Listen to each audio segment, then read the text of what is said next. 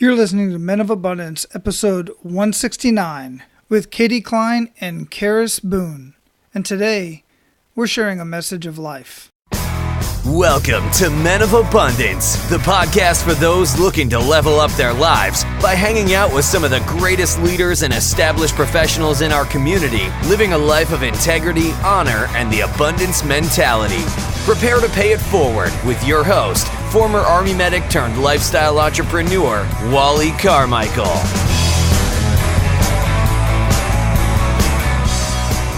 What is going on, Men of Abundance? I am Wally Carmichael, your founder and host of the Men of Abundance podcast.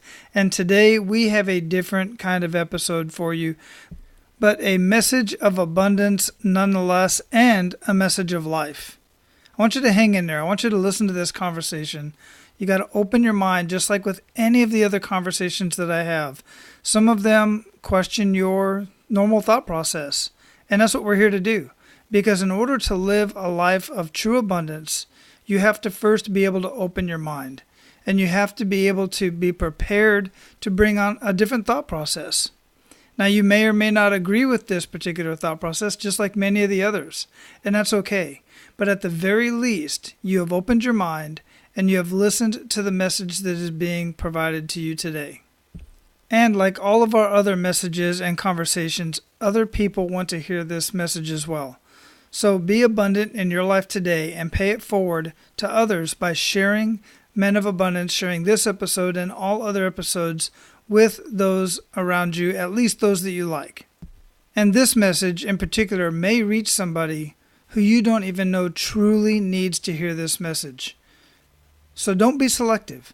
Share the message with everybody. Share it on Facebook. Share it on your social media. Share it on Twitter. Wherever it is that you share stuff at, wherever your people are at, share this with them so that they too can hear this message. And of course, make sure you go to menofabundance.com/169 right underneath the podcast player where the podcast is actually playing from. Click on the iTunes or leave a review button. That'll take you directly to iTunes where you can leave a rating and review. Simply by taking a minute or two to do that, to leave a rating and review on iTunes, you're helping Men of Abundance get found by more and more people around the world. Already, Men of Abundance is being downloaded in 63 countries around the world, which still to this day blows my mind. But people are listening. People want to hear these conversations and what we have to say. So be abundant and pay it forward. All right, so today we have two amazing guests, and they volley back and forth on this amazing subject and their kick in the gut moment, and a very, very good news story that is actually one of their own. And it was fate that brought Cline and Charis Boone together. Charis, an embryo adopter, met Katie, an embryo donor, sparking a relationship that brought two families together. Since that time, the two have become friends and co-founders of the National Registry for Adoption, helping more families grow through embryo adoption. These visionary women created NRFA to help babies have a chance at life and help families grow. They are unique in that they have lived the process successfully.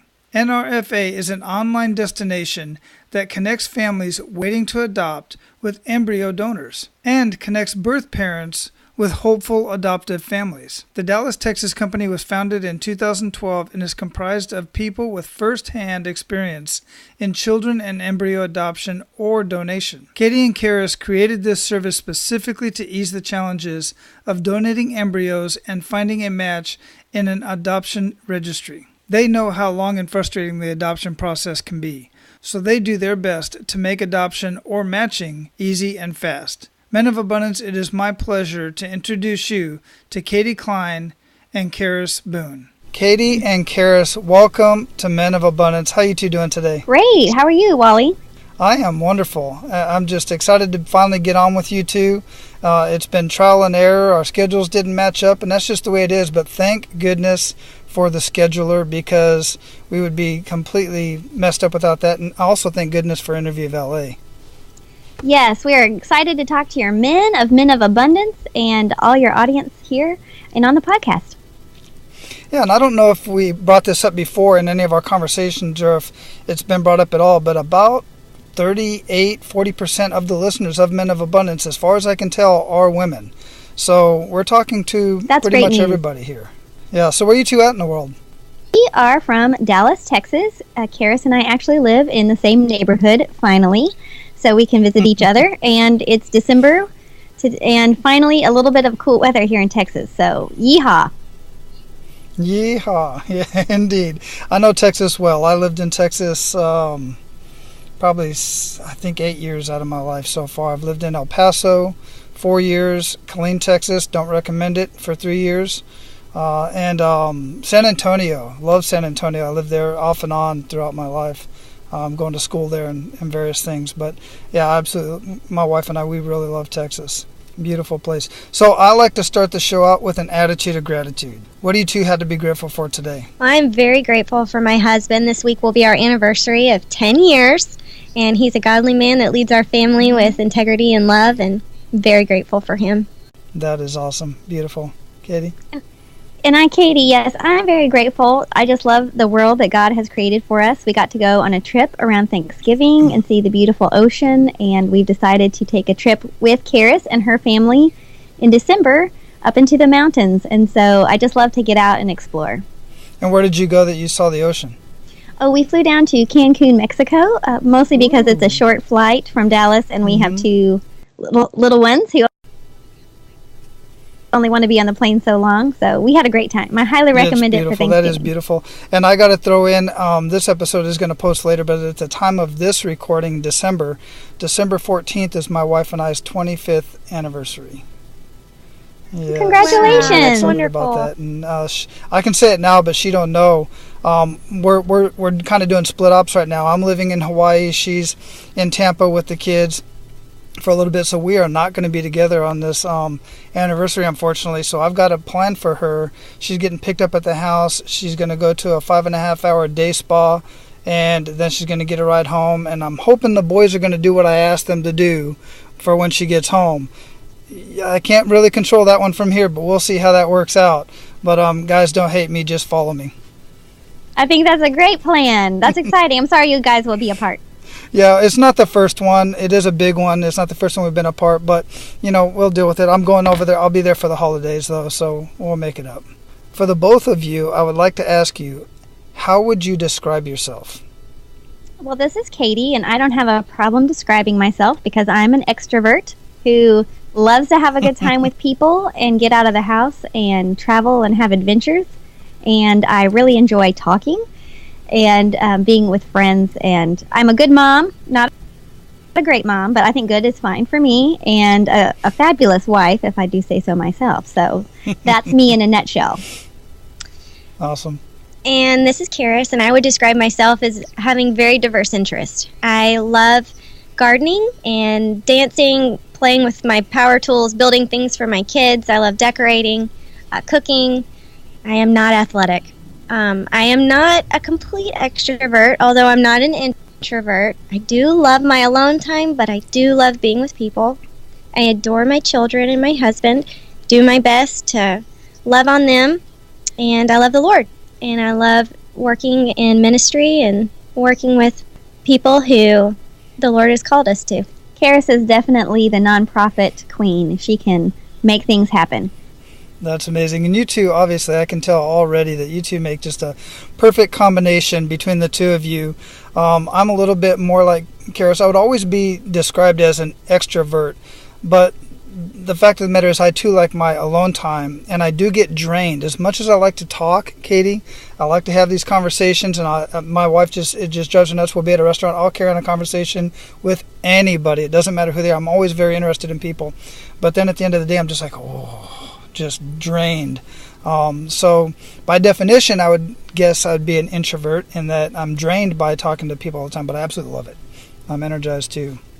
So that's awesome. And you two complement each other so well. I absolutely love that. So we're going to get into what you two are doing, as I discussed in the intro.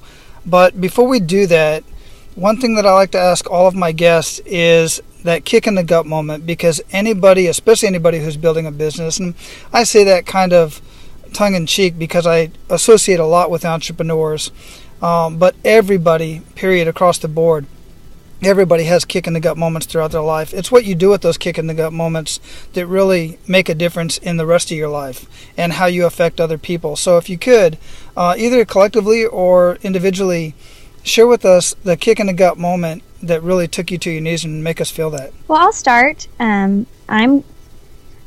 am a mother of twins and an embryo donor, as you mentioned earlier. And we had known that we probably would donate embryos from even before we had our twins, because we thought, well, 2 kids, a boy and a girl, that's great. We'll probably donate. And we started working on the National Registry for Adoption with Charis and her husband, as our twins were going to be born. But when it came down to it and the twins were born, you have to come to that decision of, I've seen embryos grow into my children. Am I really going to donate these to someone else? And it was a struggle. And my kick in the gut moment was when the twins were 6 months old. I finally had the realization that I just couldn't handle it. I couldn't handle working and 2 babies and my husband working, all of us working from home, and the kids were home. And I just had to say, I can't have any more children. I can't do it and be the person that I want to be and the mom that I want to be and the wife that I want to be. And so for me, that day that I couldn't get out of bed and I couldn't do it anymore was the day that I realized, the National Registry for Adoption, or NRFA, that we had been working on. I said, it's going to be a lifesaver for me, because we had created these embryos and I just couldn't have 4 children. And it's a hard moment as a mom to realize that you're kind of at the end of your rope when other people seem to be doing it so easily. And just recognize that if I was going to be the best of who I could be, then this was it in our family. Wonderful. Yeah, thanks for sharing that. And for me, Charis, I would say I've actually had multiple kick in the gut moments over the 10 years that my husband and I have been married. We started trying to grow our family almost immediately after we got married in 2007, and it was a very difficult road for us. We, to date, have had 10 miscarriages, multiple failed adoptions, multiple foster children that lived in our homes that we thought we could adopt that ended up leaving. And I would say with most of those situations, I was on my knees at the end of all of them. But it was really at the end, after multiple failed private adoption attempts, I had that moment where I realized for every child in the United States that was born as a newborn and placed for adoption, there were 28 families that were not picked for that child. So there was a long line of waiting families, but there were very few newborns. Then I heard about embryo adoption, and the thought occurred to me, the embryos are waiting. Now, they haven't been abandoned. That term is often incorrectly used in association with embryo adoption. These embryos are lovingly waiting in storage for a home, and there were very few recipient families. So the opposite was true. And so when I realized that embryos were waiting, and there were more embryos waiting than there were families in line to receive them and transfer them and give them a chance at life, that was truly the turning point for me. I realized something had to be done. It had to be easier to adopt these embryos, to connect the people who had embryos with the families who wanted to receive them and give them a chance at life. Wow, that's just wonderful. And I don't know personally the adoption process or even the heartache of fostering a child. For you to make that connection between the embryos and all of that, that's just divine intervention.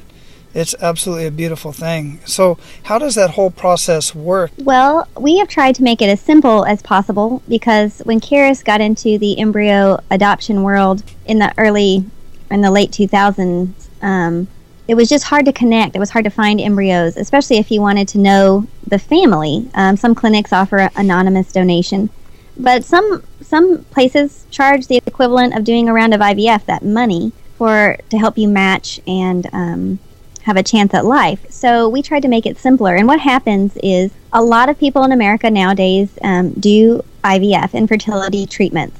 And as Christians, we believe that life begins at conception. And so when you do infertility treatments, you create an embryo, a life a cell that is growing. It's uniquely the father and mother's DNA, and it's growing, and then it's frozen, usually on day 5. And they will, during the course of IVF, put a couple of those embryos in mom-to-be in the hopes of a child. Well, some people can use all their embryos and their family is happy, and that's great. But in my situation, for example, we had twins, a boy and a girl, and we had 2 perfect embryos left over. And we had seen these embryos turn into our children. And so what was happening is those little embryos, those 5-day-old embryos, were frozen in storage. And they waited until I found the perfect family. And then those embryos were transferred into another mom-to-be, and she got pregnant and had twin boys. And so IVF is a great science discovery that helps people have children. But it also can lead to guilt and wondering and just the not knowing of what to do. Some women have 12 embryos or 20 embryos left over. Well, you can't have 20 children anymore. And at the same time, many of us believe that, Christ created that life and we want to honor it by giving it a chance at life. It doesn't mean that all embryos work. God is the true author of life, but we want to make it easy for people like me who have done IVF and we're kind of struggling with what to do, with families who perhaps they don't have the money to adopt, or the foster care system wasn't working for them, or they want a chance to be pregnant and eat healthy and drink water while they're pregnant. We wanted those families to be able to meet, and so we like to describe in our FA as kind of the Match.com of the infertility world. People with too much can donate to people who don't have anything, and it's at a much reduced cost than any other form of adoption. Yeah, and I like that in so many ways. And what are some good news stories? I'm just a sucker for good news stories. I think I'm a good news story, so I'll share my story with you. Awesome. In 2010, July, our foster daughters that we thought we were going to adopt moved out. I found out I was pregnant for the very first time, only to miscarry that child several weeks later when my husband was in Africa leading a mission trip. We had 3 private adoptions that fell through. 2010 was a hard year in our house. 2011 was the opposite. 2011 was a year of answered prayers and abundance in our family. In March of 2011, a birth mother placed a little girl, beautiful baby girl, with us, and she became our daughter, Jula. Which Jula is the Haitian Creole word for God is here, God is with us, and he truly was with us. Shortly afterwards, I got a package in the mail. It contained an audio CD of a radio broadcast talking about snowflake adoption, which I'd never heard of before. It was a very strange term to me. It was referencing embryo adoption. The fact that families had created these embryos in IVF cycles and now needed willing recipients to carry and give birth to them. Well, the idea intrigues me, but I had 3 barriers, my husband, and my husband, that I had to get through in order to try it. His first concern was for my health. He said, is carrying an adopted embryo going to, be a higher risk for you? Secondly, legally, what did that mean? Could the child be taken away from us? Could I carry this child all the way to term and then the genetic family come back and want to take the baby away from us? And the third barrier was financial. At that time, you only had 2 choices, really. You could go through a clinic who charged a lot of administrative fees associated with embryo donations and transfers, or you could go through an adoption agency to find embryos, and that was going to cost about $16,000 before we even could pay the medical bills for the transfer and then the delivery. And so we did our research and we found out that his first concern, my health, not an issue. There is not a higher risk associated with carrying a donor embryo than there would be with your own genetic child. And we were willing to accept that risk. In fact, we'd been doing fertility procedures, trying to get pregnant with our own genetic child, and it hadn't worked. So we had already determined we were willing to accept the normal risk that pregnancy brings to women. Second concern, legal. Well, what we found out legally with embryo donation is that embryo donation is considered a property transfer. They are not given the same dignity or rights that a newborn child would be given. And so they're considered property that cannot be sold, just like your kidney. You cannot sell your kidney. No. You can give your kidney to someone so that you could donate an embryo. So we could receive the donation of an embryo. But at the point that it's just a simple legal contract, which we actually now offer at the National Registry for Adoption. we've had so much experience with these embryo contracts that we've gone ahead and developed an amazing contract. And so it's a legal contract that you notarize, and the embryos are yours from that day forward. The genetic family cannot change their mind and come back. They cannot come get the baby. And when the baby's born, in fact, the embryo recipient, it was my name on her birth certificate. I was recognized as the mother through the entire pregnancy, at birth, and afterwards. The third concern, finances. So I had to get creative with that one. The agency fees were $16,000. The clinic fees were $6,000 to $7,000 in administrative fees, not counting the actual transfer cost. And so at the time, I thought, man, there should be a website that allows the people who have the embryos to just post a profile and connect with the people who want to try to receive the embryos and carry the children. Why doesn't this exist? And so in my frustration, I mentioned that to my friend Katie. I said, Katie, there really should be a website that makes this simpler for people. And if there's anything Katie Cline's husband can do, it's build a website. And so with that third piece of the puzzle in place, we found embryo recipients. We transferred the embryos on my daughter's first birthday, March of 2012, and got a positive pregnancy test back 2 weeks later. That November of 2012, I gave birth to my daughter, Zoe. Zoe is the Greek word for life, and we are so blessed with the way that God brought her life and sustained her life as she was frozen for several years. She likes to tell people that she was frozen like Elsa. She just celebrated her 5th birthday, and as much as a 5-year-old can understand embryo adoption, she's embraced it and loves to share her story and encourage other people with it.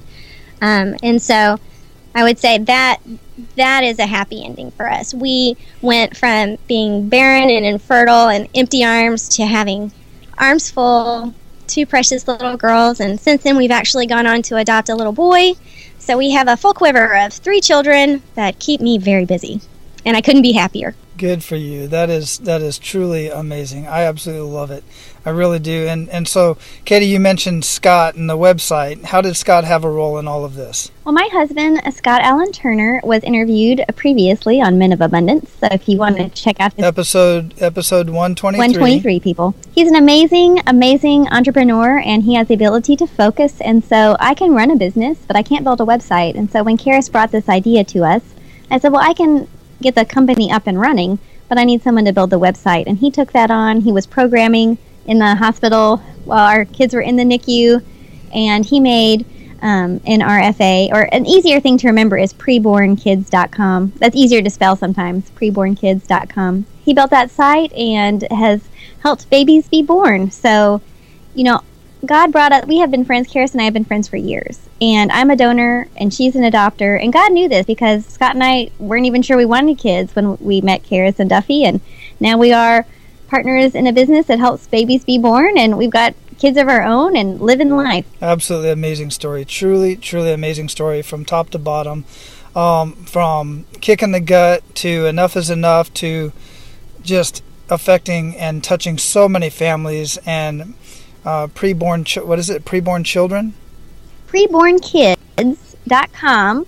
And we have a few gifts for your we have one gift for your listeners at prebornkids.com/MOA for Men of Abundance.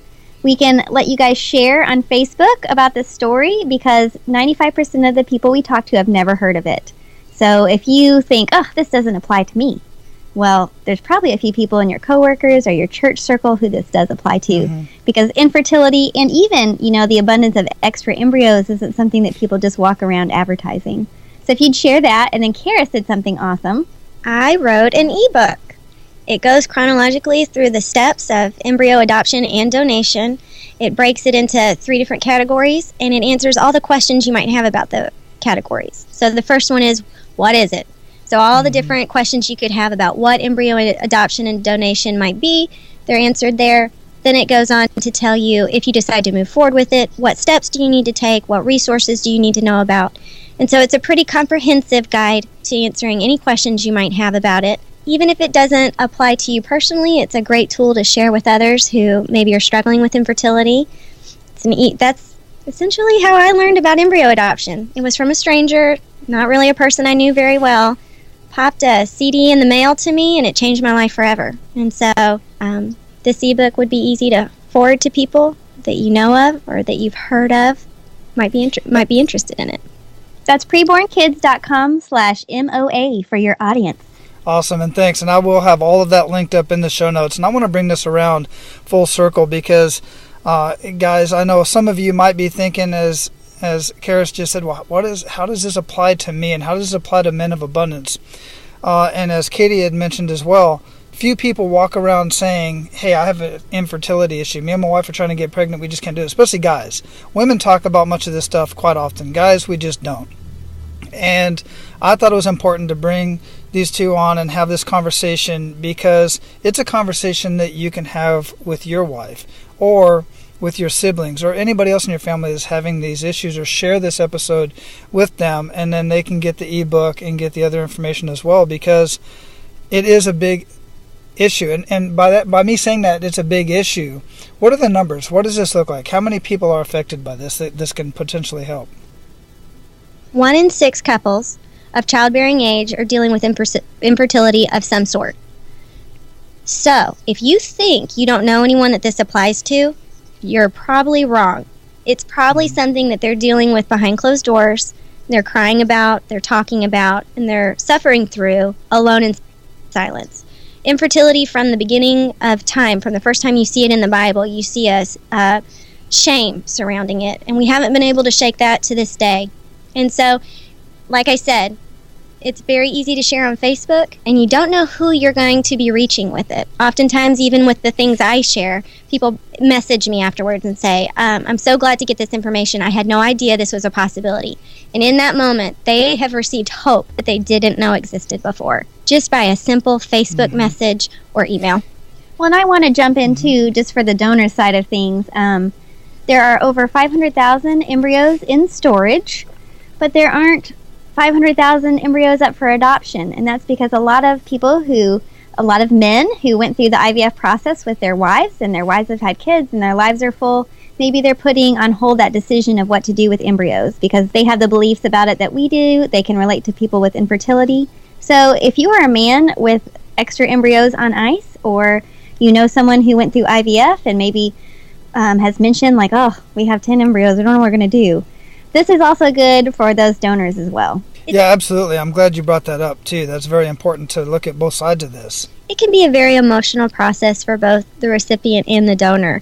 And what NRFA, or prebornkids.com, helps with is taking it from a big, overwhelming, hypothetical situation to you're seeing pictures of real people. You're reading their stories. You're connecting with another individual. And it becomes a very personal and less overwhelming part of the process. I know for my husband, embryo adoption seemed like something he wasn't interested in until he saw our donor's profile. When he saw their picture and read their profile and read that we had common interest, all of a sudden he went from being opposed to it to being on board with it. And I know the same for many donors I've talked to. It can be very overwhelming for donors to think about trying to find a family for their children. So if you are a donor and this seems overwhelming to you, I want you to know that there is absolutely no commitment. You can go look at pictures, you can read stories of potential recipients, and see if that doesn't make the process a lot easier for you or give you some closure, lead you down that path. Mm-hmm. Thanks for sharing that again. It does make it a lot easier to put that personal and human connection to it, as opposed to always thinking about the scientific and technical side of it. It takes it to a whole different level, and all that's definitely going to help. So, ladies, we're at the point in the show where we're going to pay it forward. You ready to do that? Of course. Yes, sir. Awesome. So, share with our abundant leaders 1 to 3 actionable steps that they can take today.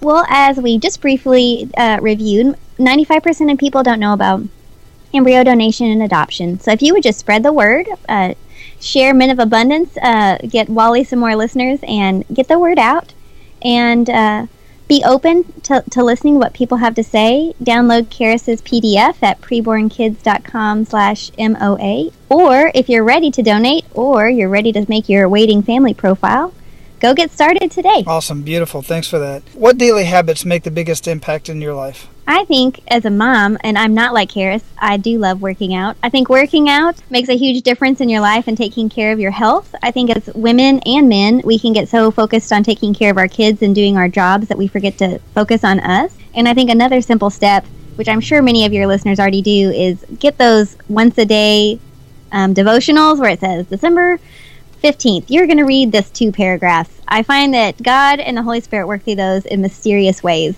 And it's amazing how some days they are just spot on with what you need to hear from Christ. So take care of yourself. Go ahead, Charis. Yeah, I don't like to work out, so I'm not a fan of working out. So I'm going to have to go in a different direction. I would say 2 things that I would say I do every day that impact me deeply. The first is I listen to multiple podcasts every day. And the wisdom and knowledge that you can glean from those will infinitely bless you with wisdom.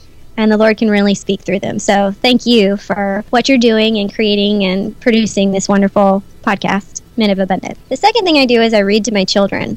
And I think that makes a big impact in them. It puts them physically close to me. It allows me to impart wisdom and knowledge from the Word to them. I love reading them stories about missionaries. And I also love reading to them about virtues. And I've just seen it not only change their hearts, but change my heart. Wonderful. Absolutely love it. I really do. And I'm glad that I asked that question. So what would you recommend, other than the PDF, other than the ebook, what would you recommend that our abundant leaders read, either on the subject or just in general? Ooh, in general. We have a blog that we have posted a plethora of information on, articles considering the legal factors and ramifications of embryo adoption, personal stories, success stories of matches, and the different types of adoption that you can have. Just similar to a standard adoption, you can have an open relationship with your donors or your recipients, or it can be closed. And so we've put the best of the best information there on the blog, and I'd say go there first. Awesome. Beautiful. So do you happen to know if there are any podcasts out there talking about embryo adoption?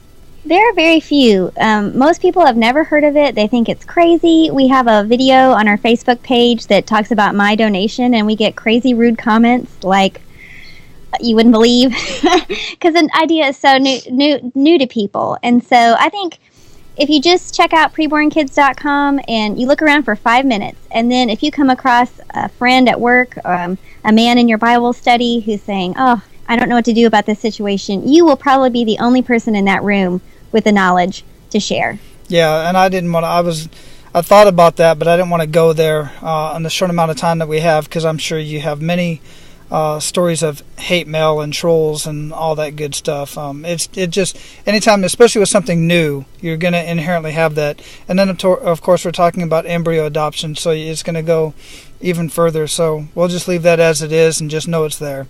But go find the real information before you start passing judgment, guys. That's all I'm asking you to do. So what do you feel holds most people back from living a life of true abundance? I feel, and this could go to a lot of your listeners on the show, that people stay in situations where they are truly unhappy and unfulfilled. And I was in a job where I was great at it. And the week I decided to leave, I had listened to an 18-hour audiobook sitting at my desk, and I was told what a wonderful job I had done that week. And I said, dear Lord, if I can listen to 18 hours of a book and be told I'm doing a good job, then I'm not using myself to my full potential. And so if you have been disheartened, unhappy with your daily life, face the facts, work is what we do most of the time, or if your work is taking care of your kids and you just can't get the joy in that, then you need to talk to God about changing your situation, changing your roles, and finding something that you're good at. And sometimes being good at something like starting businesses involves a lot of grunt work, and that's not necessarily fun. But now, instead of sitting at an office desk being bored all day, babies are being born and families are being impacted because I said, I'm out of here. And God has blessed that, and it doesn't mean it isn't tough, and it doesn't mean that things sometimes don't work out. But if you and your men and women on your podcast are just sitting in feeling unfulfilled, then I think, God wants us to work, God wants us to be fulfilled, and I don't necessarily think He's only got one thing you can do. I think you can do a lot of things with your gifts for God. Charis, do you have anything to add? I think too often we are very quick to trade in true and good things for fraudulent, cheap things. We trade true grace that Christ offers us for a cheaper version of it. And we trade in God's promises for cheaper versions of the world. And we cheapen the sacrifice that Christ made on the cross for us. We cheapen it, and we don't get the full, true promises that come from that. And so through the process of trading the things, eternal things of heaven for the things of this world, we can't live in abundance in that place. Yeah, agreed. I really do agree with that. What does living a life of abundance mean to you? For me, I feel that, kind of reflecting on what Charis is saying, we recently had a sermon series on heaven, and I feel that as a mom, and as I'm sure as dad, you can get down into the weeds of life, and you're stressing about this, that, and the other, and it's not to say that those things are not important, but for me, to live an abundant life is to remember to show the love to my children instead of just worried about getting them dressed in the morning, and serving my husband with love dinner instead of going, oh, I've got dishes to wash. Those things, the love for your spouse and your children, and serving at your church, or giving of your time, or doing a great job at a work you're not, loving. Those are all things that are going to impact the eternal, and Christ sees that. And so I feel like to have an abundant life, it doesn't necessarily mean that you have everything that you want, but the things that matter are what you need to focus on. And usually those things that you can focus on, like showing love to others and caring for others and taking care of yourself, are really the only things you can control. You can't control everything else. Especially I can't control my 2 kids, so I just got to show them love. I absolutely agree. Yeah. It summed up best. The greatest commandment is to love the Lord your God, and second, love those around you. And so that was wonderful. Great, Katie. Absolutely. So we're going to close this up, and before we do, what did we not talk about that you'd like to ensure that our abundant leaders get out of our conversation today? I think we covered it. I think we did, and that's good. Thank you. That was awesome. A fun and different interview. It was interesting to have different questions. Absolutely, yeah, my pleasure. And I absolutely love this conversation, and I want you two to continue living an amazing life of abundance and keep paying it forward. Thank you, Wally. Have a great day. Thank you so much. My pleasure. Aloha. All right, guys, I have to say, my wife and I have been very, very blessed with our children. And we've had some issues in the past as well, but nothing to the extent of the stories that we've talked about here today. We have been truly blessed. But there are other families out there who are not as blessed and can definitely use a service like this. They're looking for this. They're waiting for this. It's divine intervention. You can be the person that can share this information with them. So be abundant in your life today, and go out and pay it forward. That's all for today, Abundance Leaders. For more about our guests and the powerful information we shared with you today, be sure to sign up for our mailing list at menofabundance.com. We appreciate your time and look forward to hanging out with you on our next episode. So until then, be sure to pay it forward and live your life of abundance.